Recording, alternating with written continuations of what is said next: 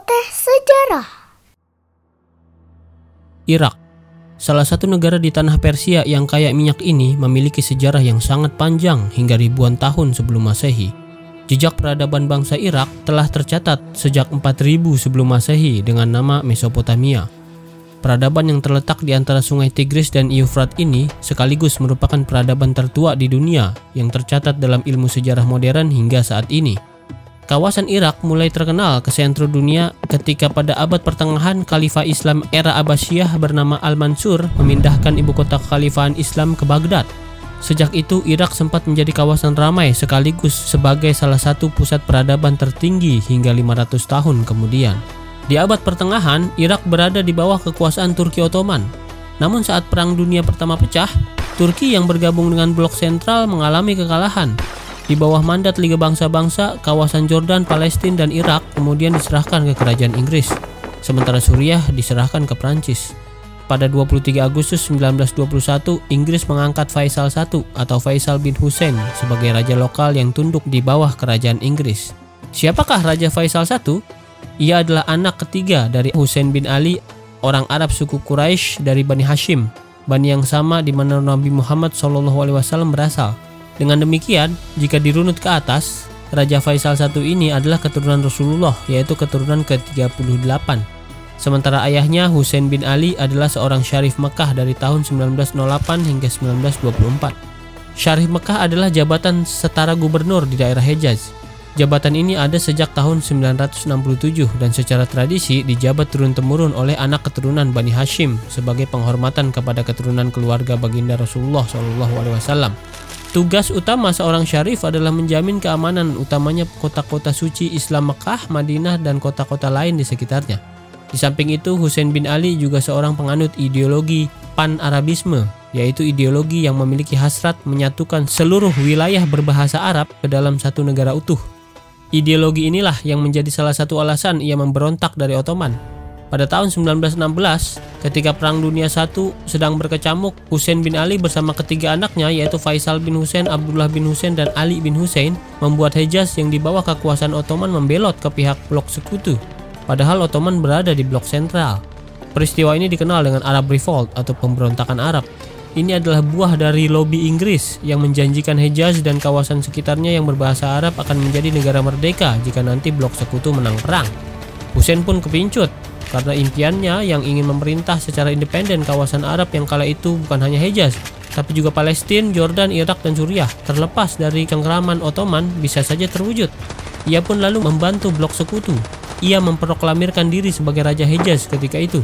Blok sekutu lalu menyuplai mereka persenjataan untuk membantu mengusir Ottoman dari tanah Arab hingga akhirnya berhasil. Pemberontakan Arab ini digambarkan secara epik dalam film Lawrence of Arabia produksi tahun 1962. Namun setelah Perang Dunia I usai, kemerdekaan yang dijanjikan Inggris ternyata cuma isapan jempol belaka. Karena pada kenyataannya seperti yang telah Mimin sampaikan di atas, di bawah mandat Liga Bangsa-Bangsa, kawasan Jordan, Palestina, dan Irak kemudian diserahkan ke kerajaan Inggris. Sementara kawasan Suriah diserahkan ke Prancis. Pada giliran berikutnya, berkat lobi kuat Zionis, Inggris lalu setuju pula menyerahkan tanah Palestina ke orang Yahudi lewat deklarasi Balfour yang membuat situasi semakin runyam. Hussein pun protes keras. Singkat cerita, di tengah runyamnya situasi, berdirilah tiga negara baru, yaitu Kerajaan Hejaz dengan Hussein sendiri sebagai rajanya, Emirat Jordan dengan Abdullah bin Hussein sebagai emirnya, dan yang terakhir Kerajaan Irak dan Suriah dengan Faisal bin Hussein sebagai rajanya. Ketiga negara ini adalah negara protektorat di bawah naungan Inggris. Artinya secara administratif mereka bersifat otonom, tapi soal pertahanan mereka bergantung pada bantuan negara pelindung mereka yaitu Inggris. Dinamika politik pun terus bergulir di kawasan ini. Isu yang paling krusial dan cukup alot untuk dipecahkan adalah soal tanah Palestina yang mana Inggris ingin menyerahkannya kepada Zionis untuk bikin negara baru Israel. Selain itu, keberadaan kerajaan Najd yang mengusung agenda pemurnian Islam versi ajaran Muhammad bin Abdul Wahab terus mengancam eksistensi kerajaan Hejaz. Kerajaan Najd sendiri diperintah oleh keturunan Muhammad ibnu Saud yang dulunya emir di Riyadh namun berhasil memberontak terhadap Ottoman dan memerdekakan diri. Kerajaan Najd memiliki impian menyatukan Hejaz dan Najd di bawah satu kerajaan. Inggris terus merayu Hussein bin Ali agar mau meratifikasi perjanjian Versailles, namun Hussein terus menolak karena keberatan dengan niat Inggris menyerahkan tanah Palestina ke Zionis. Penolakan ini lama-lama membuat Inggris ilfil dan mulai menarik bantuan militer dan finansial dari kerajaan Hejaz. Hal tersebut membuat kerajaan Hejaz melemah. Perpecahan antara Inggris dan kerajaan Hejaz ini lalu dimanfaatkan oleh kerajaan Najd. Singkat cerita, pada tahun 1924 kerajaan Najd yang dipimpin Raja Abdul Aziz Al Saud lalu mulai menyerang kerajaan Hejaz yang sedang melemah.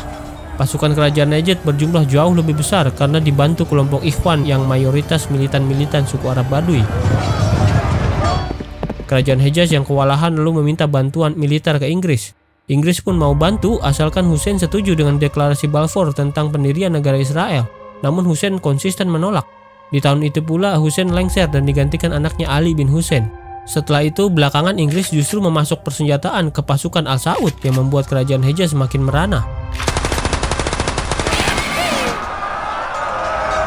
Walhasil setelah berperang selama lebih dari setahun, pada Desember 1925 kerajaan Hejaz menyerah.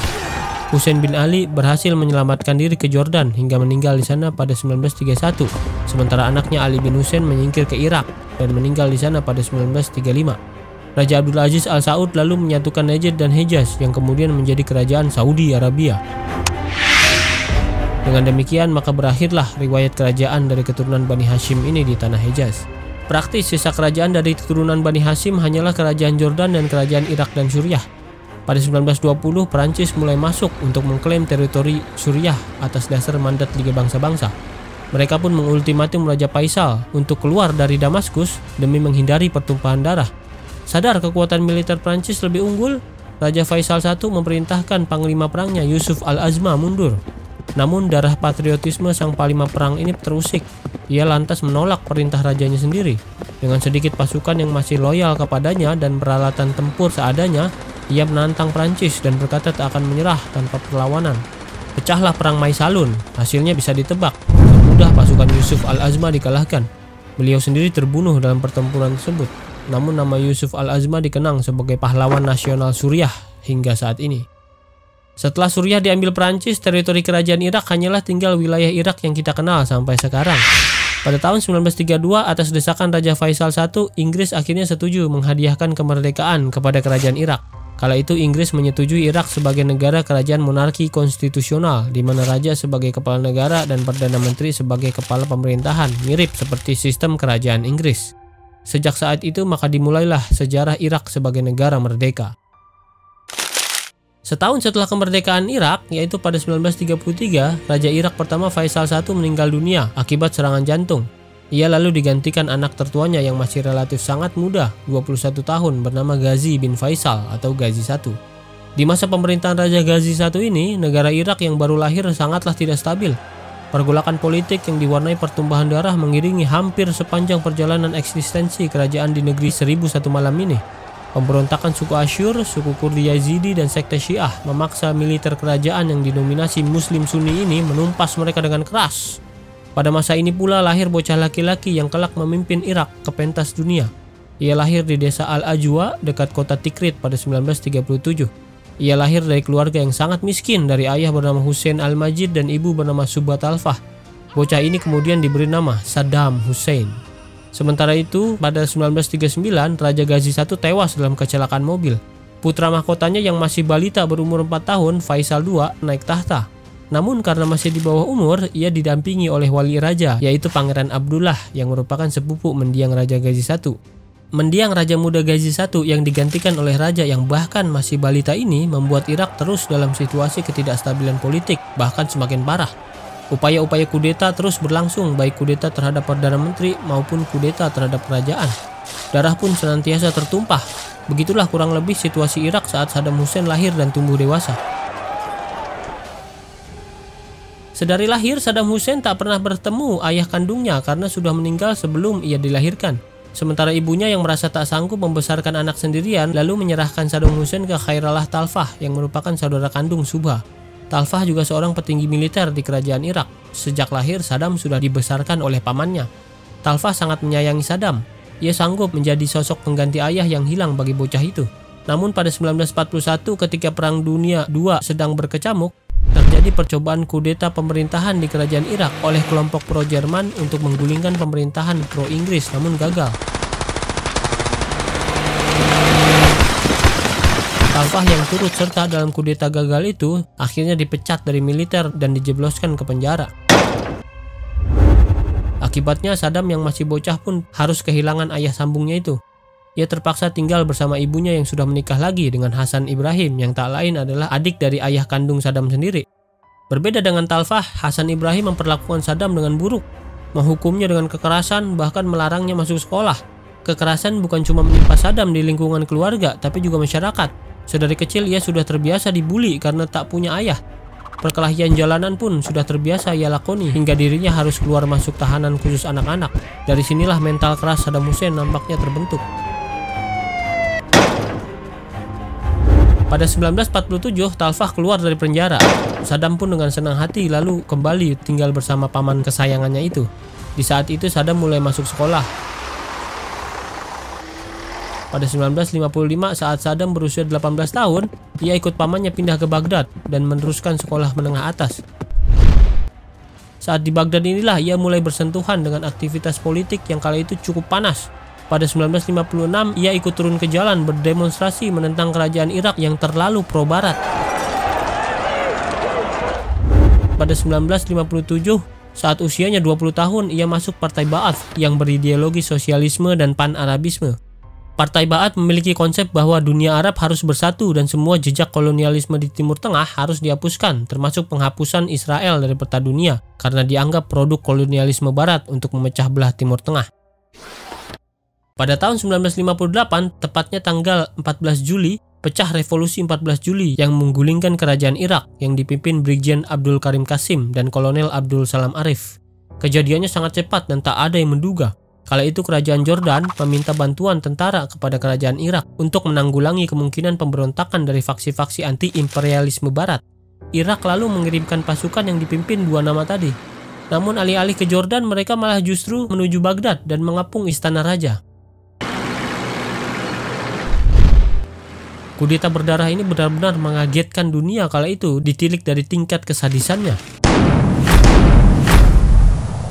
Sadar jumlah pemberontak jauh lebih banyak dari pasukan pengamanan istana, Raja Faisal II memerintahkan mereka untuk tidak melakukan perlawanan.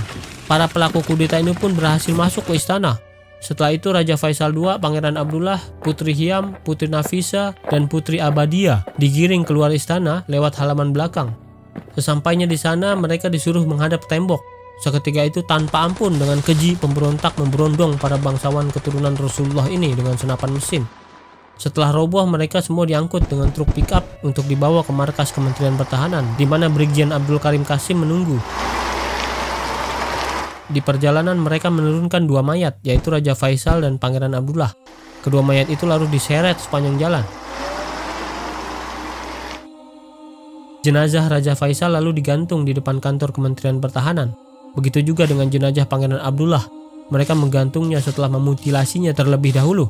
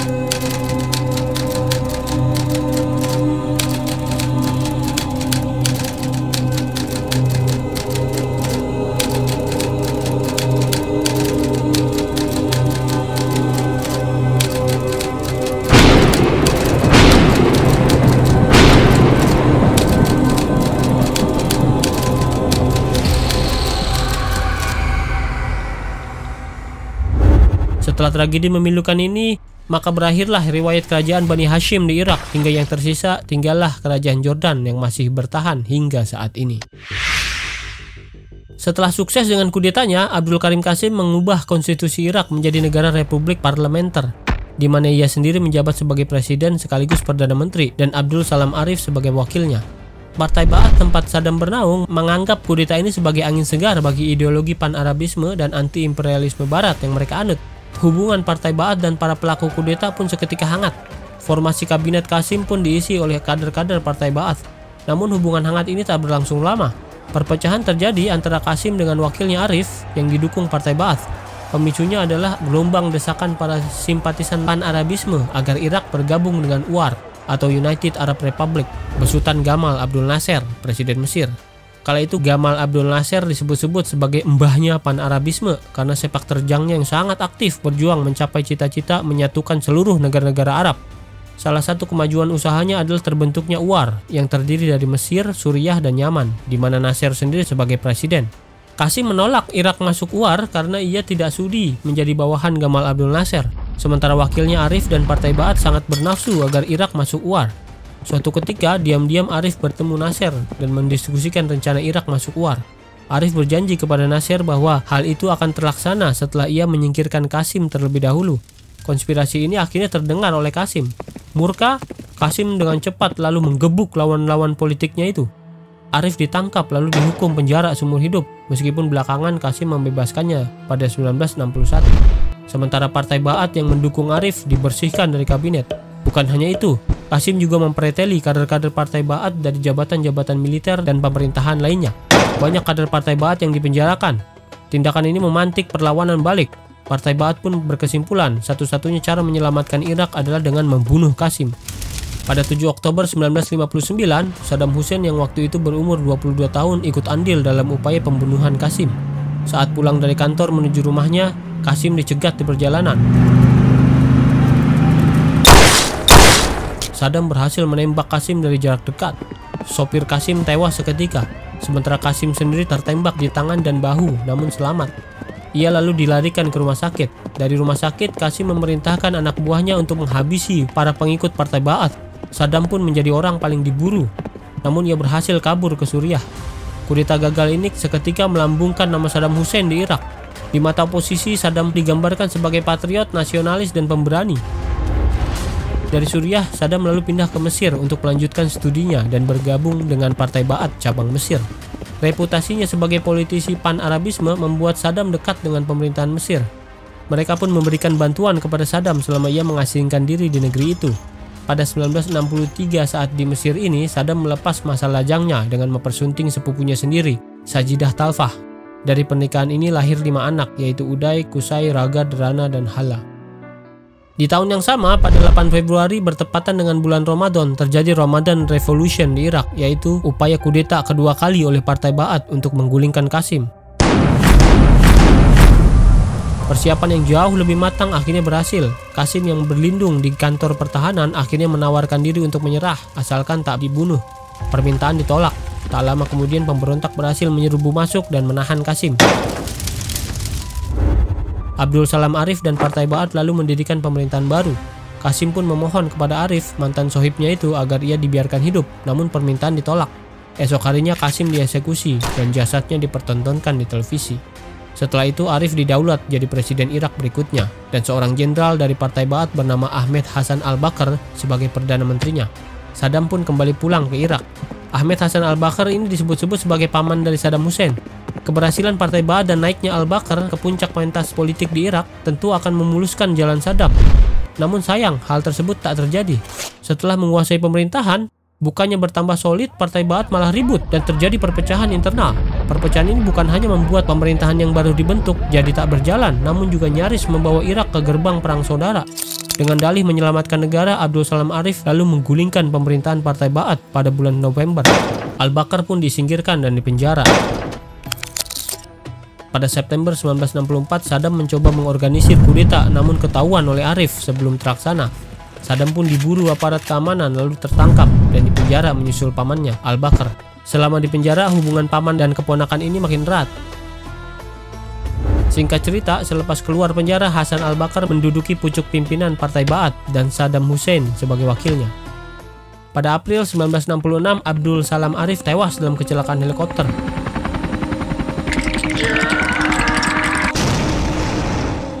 Adiknya Abdurrahman Arif lalu naik tahta sebagai presiden ketiga Irak.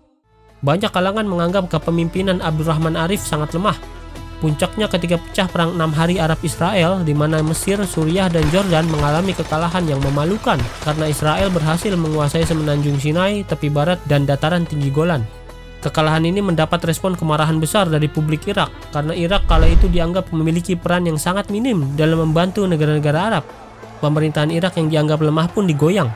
Situasi ini dimanfaatkan betul oleh Partai Ba'ath. Pada Juli 1968, Partai Ba'ath kembali melancarkan kudeta yang kali ini tanpa pertumpahan darah dan berhasil.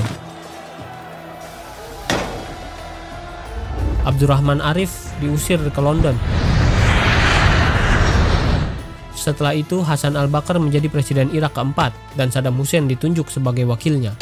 Maka dimulailah era Irak di bawah pemerintahan Partai Ba'ath.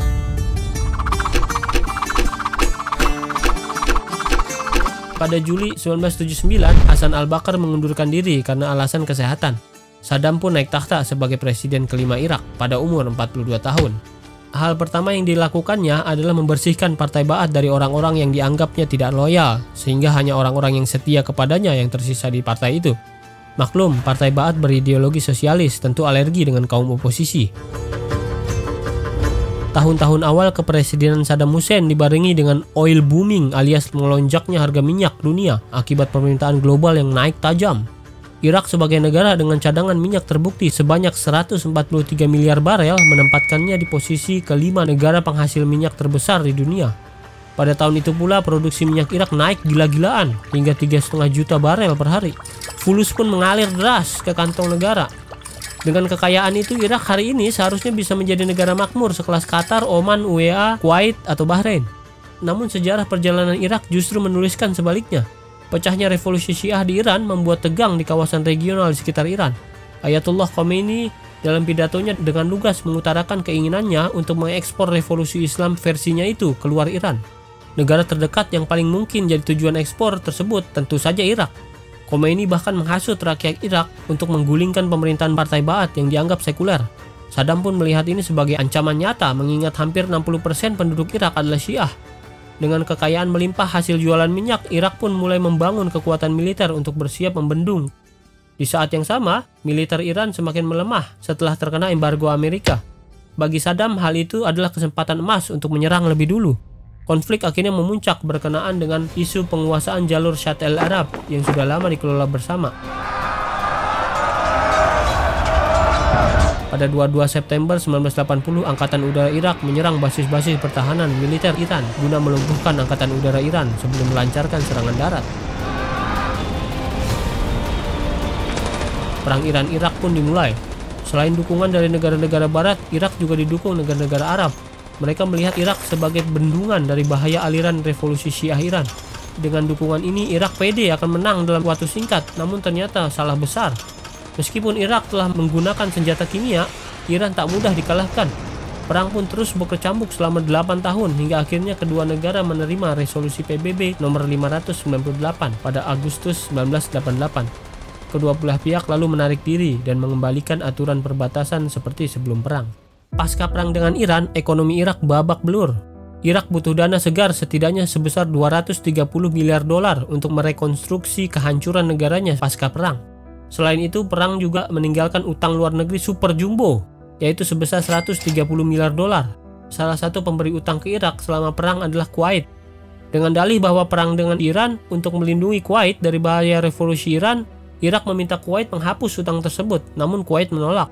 Ketegangan pun mulai nampak di antara dua negara tetangga yang dulu bersahabat ini.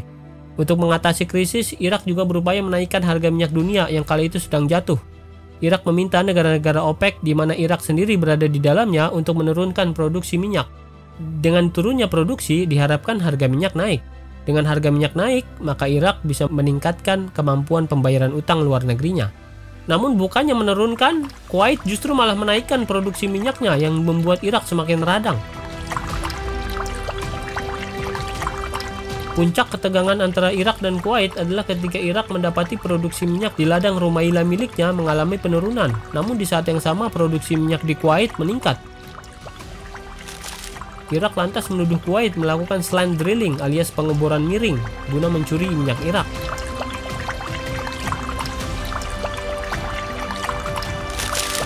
Sebagai kompensasi, Irak meminta 2,4 miliar dolar, namun ditolak Kuwait, yang juga mengatakan tuduhan itu sama sekali tak berdasar. Pada 2 Agustus 1990 pukul 2 pagi, Irak akhirnya menginvasi Kuwait. Perang tak seimbang ini berlangsung sangat singkat, yaitu 2 hari. 100.000 tentara Irak beserta 300-an tank tempur berhasil menggebuk Kuwait yang hanya diperkuat 16.000 tentara. Saddam lalu menjadikan Kuwait sebagai salah satu provinsi Irak dan mengangkat Ali Hasan Al-Majid alias Ali Kimia sebagai gubernurnya.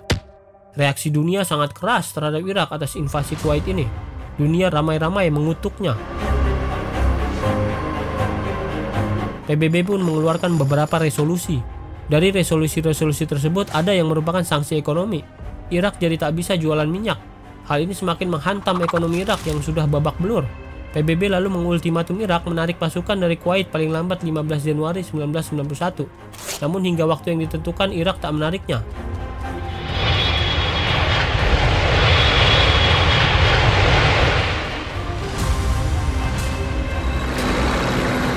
Pada 17 Januari 1991 jam 2 pagi, pasukan koalisi pimpinan AS menyerbu Irak. Di dalamnya termasuk Saudi dan Mesir. Perang berlangsung hingga 28 Februari 1991 dengan kemenangan di pihak koalisi. Kuwait pun berhasil dibebaskan. Naas bagi Irak, setelah perang berakhir embargo ekonomi tak ikut serta-merta dicabut. PBB hanya akan mencabut sanksi ekonomi jika Irak memusnahkan senjata kimia yang mereka punya. Irak pun patuh dan mulai secara bertahap memusnahkan kepemilikan senjata kimia mereka. Akibat embargo ekonomi tersebut, Irak tak bisa lagi jualan minyak dengan leluasa. GDP Irak pun nyungsep 98% ke angka 408 juta US dollar dibandingkan tahun 1979 ketika booming minyak dan sebelum terlibat perang apapun, yaitu sebesar 37,8 miliar dolar. Rakyat Irak pun kelaparan. Angka kematian bayi meroket. Selepas perang dengan Kuwait, berbagai pemberontakan untuk menggulingkan Saddam bermunculan. Salah satunya yang terbesar adalah pemberontakan suku Kurdi yang memakan korban sipil hingga 180.000 jiwa. Ali Hasan Al-Majid yang bertugas menumpas pemberontakan ini konon menggunakan senjata kimia. Dari peristiwa inilah kemudian ia dikenal dengan nama Ali Kimia. Kebanyakan pemberontakan ini didukung AS. Maklum, sejak AS memimpin serangan koalisi ke Irak, hubungan kedua negara ini panas. Amerika pun sangat ingin Saddam lengser dari kekuasaan dengan dalih membersihkan kepemilikan senjata pemusnah massal di Irak dan menjaga perdamaian dunia. Karena menurut mereka, Saddam Hussein adalah sumber kekacauan di Timur Tengah. Namun tak ada satupun pemberontakan yang berhasil menggulingkan Saddam Hussein. Pada Oktober 1998, penggulingan kekuasaan Saddam Hussein resmi menjadi kebijakan luar negeri Amerika Serikat seiring dengan disahkannya Undang-Undang Pembebasan Irak oleh Presiden Bill Clinton. Undang-undang ini mencapai kulminasi di zaman Presiden George W. Bush pada 2003. Kala itu, AS terus menggaungkan kepemilikan senjata pemusnah massal oleh Irak yang membahayakan dunia. Irak pun menyangkal berkali-kali. Inspektor PBB pun diterjunkan untuk memeriksa apakah Irak masih memiliki senjata pemusnah massal. Hasilnya tak ditemukan bukti bahwa Irak masih memilikinya. Meskipun demikian, Irak tetap diinvasi.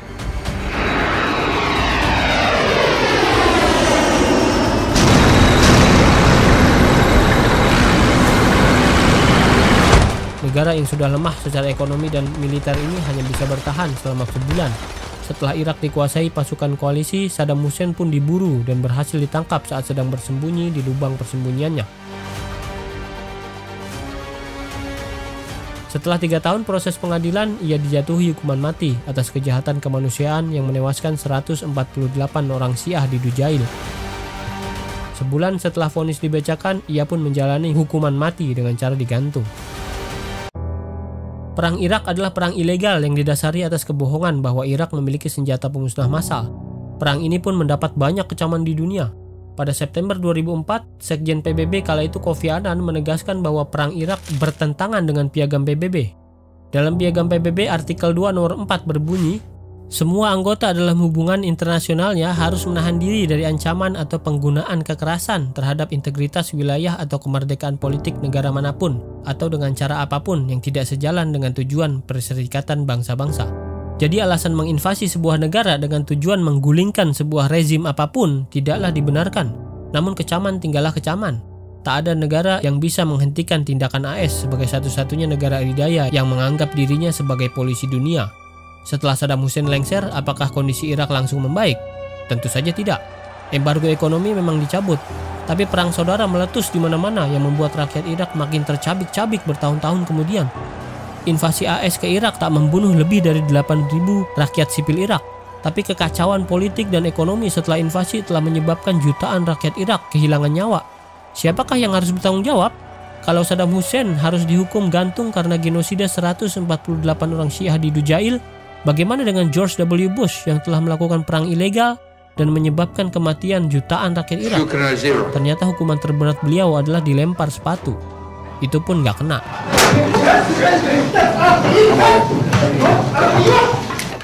Entahlah bagaimana akhir dari hidup si Bush ini. Dengan lumuran darah jutaan rakyat Irak yang tak berdosa, apakah ia akan bisa menghadapi kematian dengan tenang setenang rival abadinya, Saddam Hussein?